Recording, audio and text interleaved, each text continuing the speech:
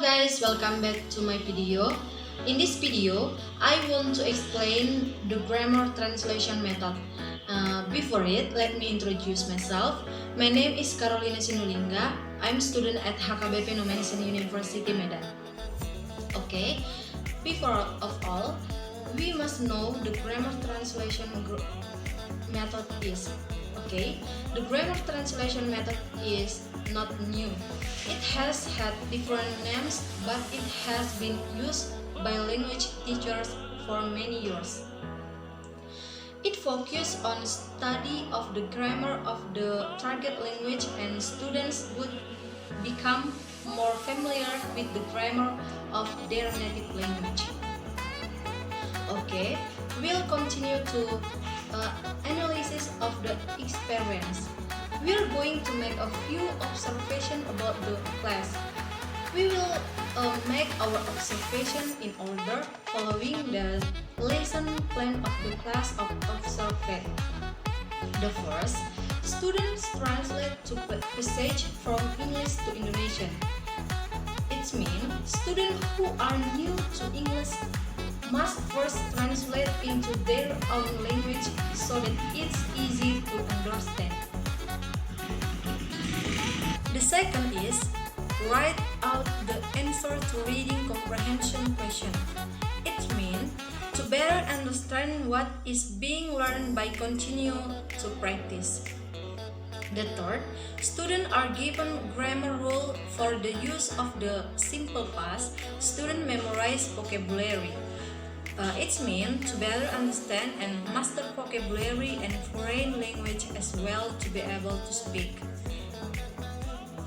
In this method have advantages and disadvantages for learning.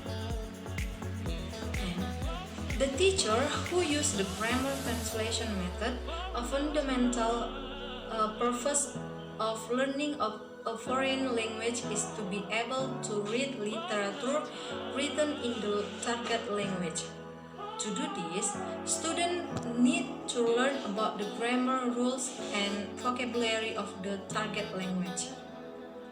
So we will continue to the advantages. So the first is easy for teacher to use. The second, doesn't require teacher to speak good English or make good lesson preparation. The third, an effective way to application of grammar and sentence structure. And the fourth, students learn the new language without direct contact with native speaker. The points that Untuk students do not directly deal with the native speaker, students can continue to train themselves to be able to speak English well by continue to practice and memorize vocabulary. And for these advantages, the first one is students lack comprehension only translation word for word. It means that most of students only translate directly from the word so that sometimes omit the original means. The second, doesn't allow students to create meaning in the English. The third, students most of time just learn to read literature and fine art, doesn't concern about communication. The fourth, extensive memorizing. The last is speech is neglected as is less emphasis and reading and for writing. So, for of all, we can conclusion is by studying this grammar translation method, we can conclude that by studying this, we will better know and understand how sentence structure in English can be good and correct sentence. Although it is not easy to learn a foreign language, we must be more active in memorizing and vocabulary. So, we had the opportunity to examine the principle and some the technique of the grammar translation method.